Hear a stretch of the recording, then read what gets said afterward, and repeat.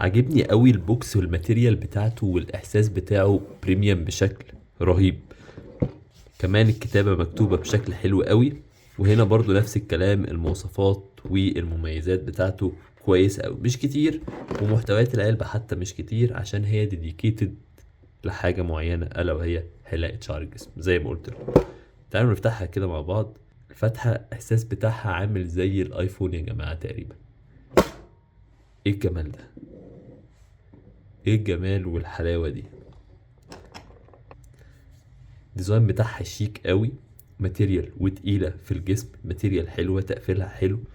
في كمان كده كربون ستيل زي ما قلت لكم، مش بتعور طبعا حد على الشعر. ولكن لو انتوا ملاحظين ان السن اللي هنا ده كربون ستيل، والجزء اللي هنا ده يعتبر من البلاستيك، ولكن بلاستيك قوي قوي بيحرقك بمنتهى السهولة. ولكن دي عشان خاطر ما تعورش زي ما قلت لكم. والليد ده حلو قوي يا جماعة والله. بصوا الديزاين رهيبة. طبعا كواليتي كنترول باست. بصوا هنا كمان بتشحن تايب سي، مش مايكرو اس بي زي بقية ماكينات الحلاقة. تعالوا نشوف بقية محتويات العلبة. محتويات بسيطة، ورق كتيب تعليمات، و تايب سي زي بتاع الموبايل بالظبط، ولكن من غير راس. طبعا انت بقى تجيب الراس بتاع اي موبايل زي ما قلت لك، ولكن خلي بالك ما تشحنوش بشاحن سريع قوي عشان ما يحرقش السيركت اللي موجوده جوه.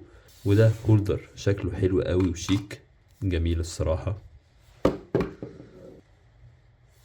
هنا برضو المشط الاولاني، المشط التاني لو انت محتاج تدريج، وفي هنا مشط للتنظيف بمنتهى السهوله، بيبقى حلو قوي.